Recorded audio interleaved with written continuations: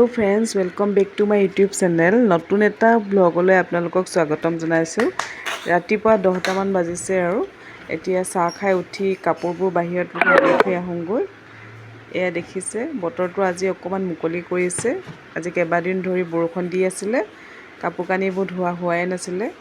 আজি ভাবিলোঁ গোটেইকেইখন কাপোৰ ধুই পেলাওঁ। এয়া মই কাপোৰ মেলিবলৈ ওপৰলৈ গৈছোঁ, চৰ্টৰ ওপৰলৈ।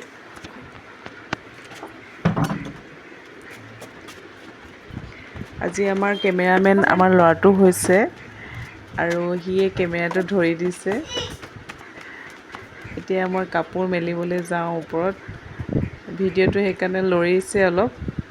সি ভালকৈ কেমেৰাটো প্ৰথম কৰিছে যে ভালকৈ জনা নাই। সেয়া ওপৰলৈ আহিলোঁ কাপোৰবোৰ মেলিবলৈ। অলপ ৰ'দ দিছে, তথাপিতো বতৰ বৰ ভাল নহয়। তথাপিতো বতাহতে শুকাব বুলিয়ে কাপোৰবোৰ ধুই দিলোঁ।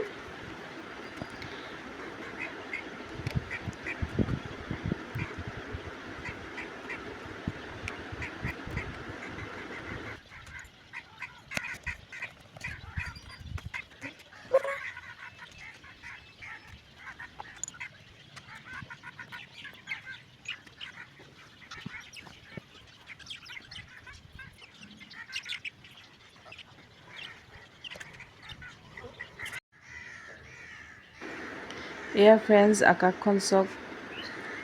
ক'ৰবাত ৰ'দ দিছে, কোনোবা এটা ছাইডত ডাৱৰৰ চপৰা। এয়া এতিয়া 10:30মান বাজিছে আৰু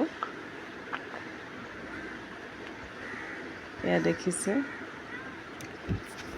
কাপোৰ কানি মেলি নামি আহিছোঁ। এতিয়া আৰু ঘৰৰ ভিতৰৰ কামবোৰ কৰিব যাওঁ। এয়া ছোৱালীজনীয়ে পাস্তা বনাইছে নিজৰ কাৰণে। গৰমৰ বন্ধ হৈ আছে, কিবা কিবি বনাই নিজে খাই থাকে। এয়া নিজৰ কাৰণে আৰু ভায়েকৰ কাৰণে পাস্তা বনাইছে।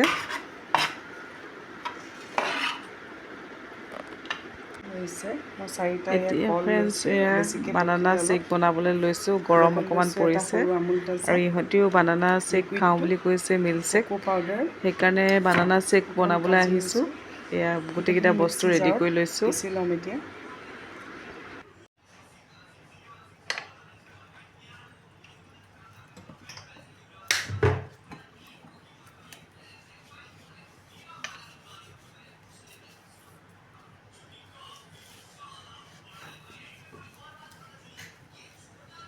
ঘৰৰ পকা কল হয়,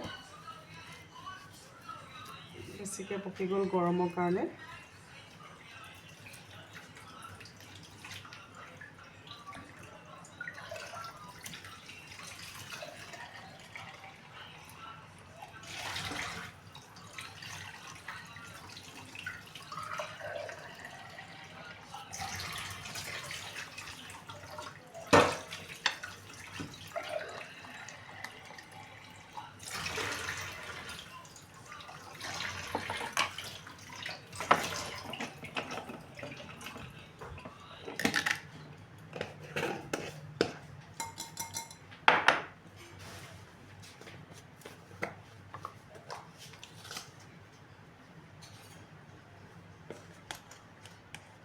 ফ্ৰেণ্ডছ, কাজু দিলোঁ আৰু এতিয়া কোকো পাউডাৰ এচামুচ দিম। ভালকৈ পিচি ল'ম। কেইটামান আইচ কিউব দি দিব।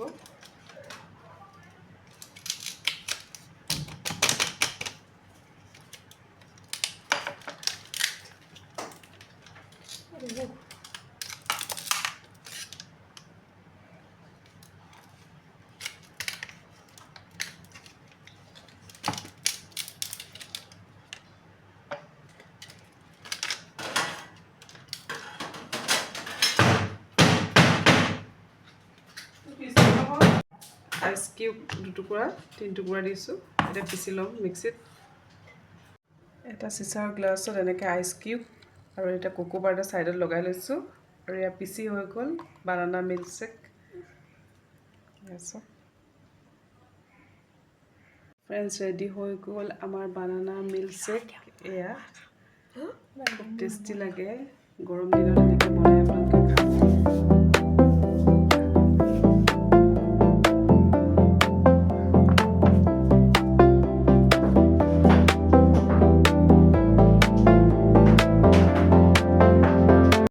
কালাৰটো আনিলে বিলাহী আৰু ধনিয়া ইয়াতে আছে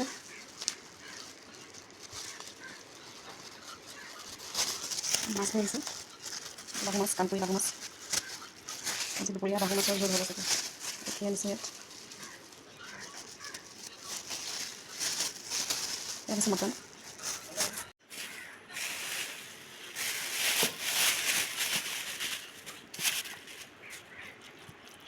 মটন ডাঙৰ পিচ কৰি আনিছে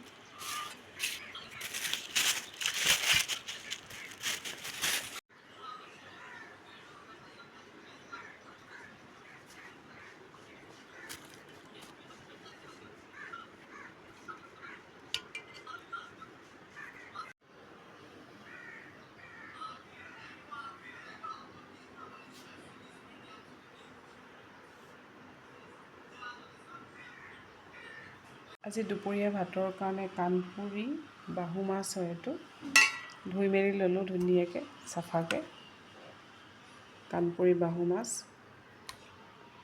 আৰু এইপিনে আলু কাটি ল'লোঁ তিনিটা সৰু সৰু বিলাহী কাটি লৈছোঁ আৰু ইয়াত পিঁয়াজ তিনিটা সৰু নহৰু আদা কেঁচা জলকীয়া আৰু শুকান জলকীয়া এইপিনে অকণমান বগা সৰিয়হ তিয়াই থৈছোঁ ফুলিছে আৰু আজি দুপৰীয়া ভাতটো মাছৰ বিলাহী আৰু মাছৰ জোল হ'ব প্ৰথমতে নিমখ হালধি লগাই ল'ম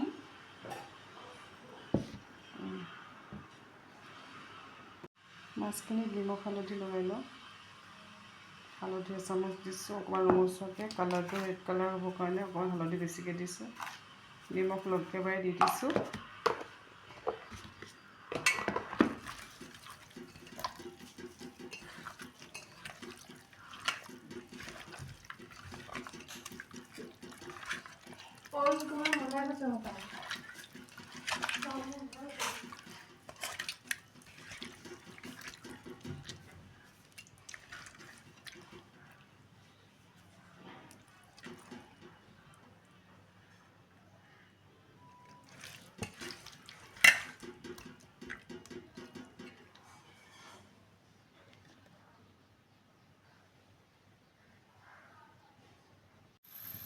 এখন লোহাৰৰ কেৰাহী পাতি লৈছোঁ কেৰাহীখন গৰম হ'বলৈ দিব এতিয়া মাছবোৰ ফ্ৰাই কৰি ল'ম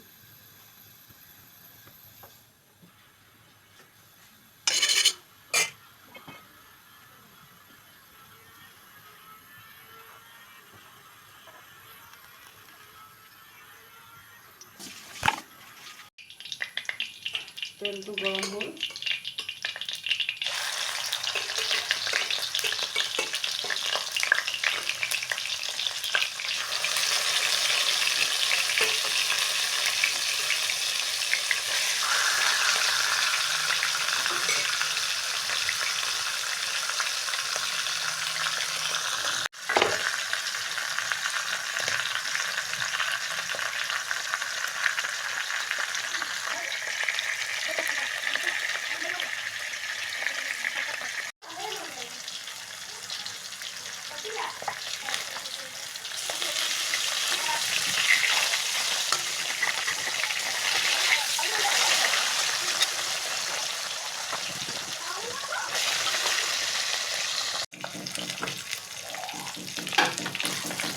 মৰিচটো ফ্ৰাই কৰি ল'লোঁ মৰিচটো ৰঙাটো ফ্ৰাই হৈ গ'ল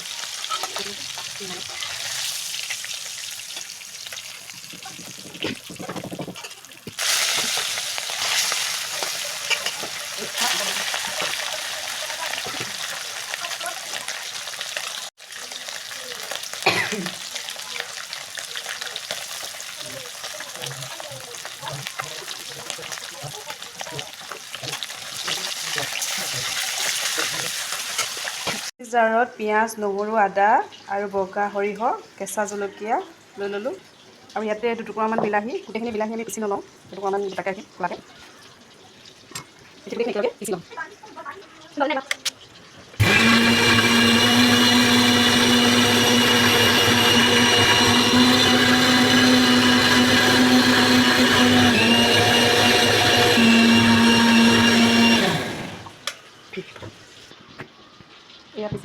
বিলাহী, সৰিয়হ, পিঁয়াজ, আদা, নহৰু, কেঁচা জলকীয়া।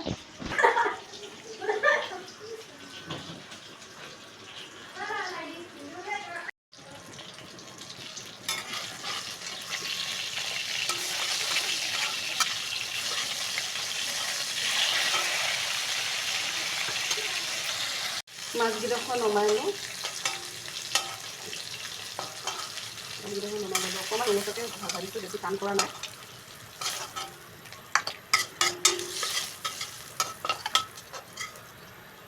এতিয়া চেম তেলতে এখন বিলাহী দিছোঁ।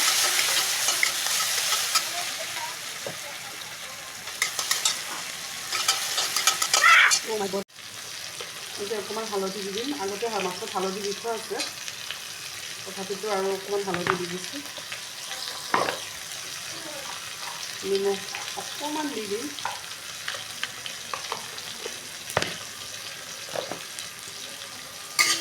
অকণমান বিলাহীটো গলিবলৈ দিম।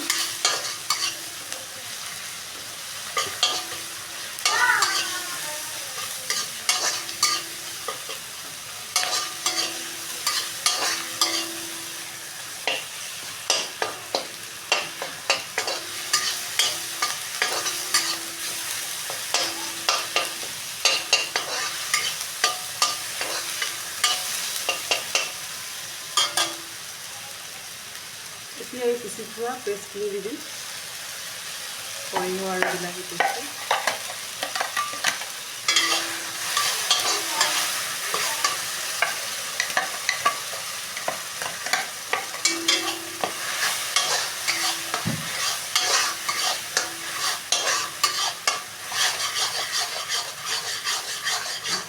পেষ্টটো ভালকৈ ভাজি ল'ম, পেষ্টখিনি ভালকৈ ভাজি ল'ম। ফ্ৰেঞ্চ দেখিছে,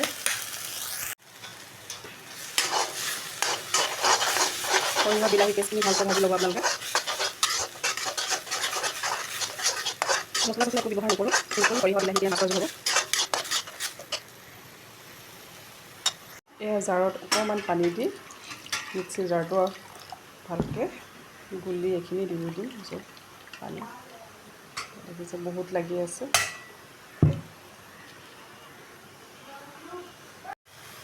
মছলাটো ভজা হৈ গ'ল, ধুনীয়াকৈ ৰঙচুৱাকৈ ভাজি ল'লোঁ 5 মিনিটমান।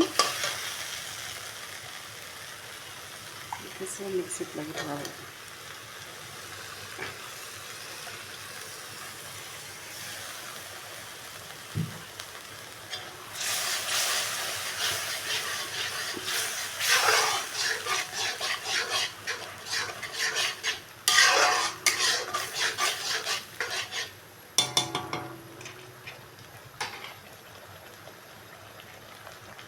অকণমান পানী দিলোঁ জোলৰ কাৰণে।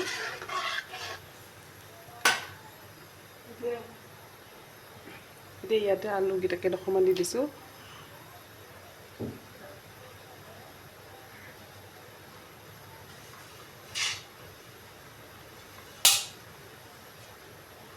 অকণমান সময়ৰ কাৰণে আলুবোৰ সিজিবলৈ দিম, ঢাকি দিম।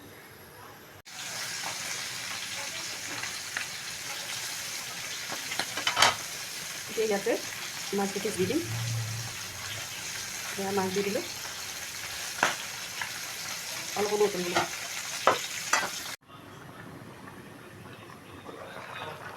মাছটো পূৰা ধুনীয়াকৈ উতলিছে, দেখিছে।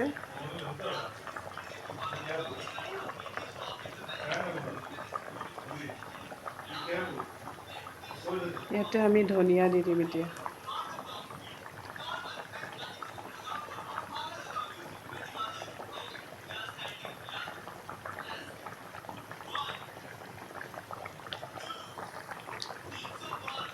গৰমত মাছৰ জোল সৰিয়হ দিয়া খাবলৈ খুব টেষ্টি হয়, পাতলা জোল হৈছে। আলু সিজি গ'ল পূৰা ধুনীয়াকৈ।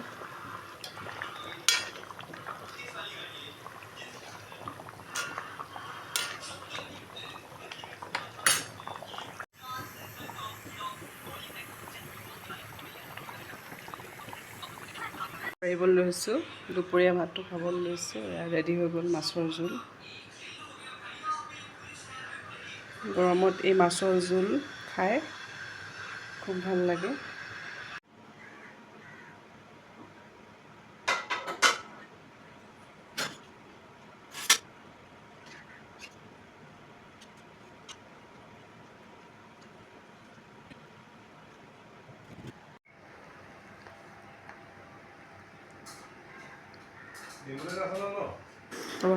গৰমত এনেকৈ টেঙা মাছৰ জোল আৰু বিলাহী দিয়া এনেকৈ গৰম ভাতৰ লগত খাই ভালেই লাগে। আৰু এতিয়া ভাতকেইটা খাওঁ।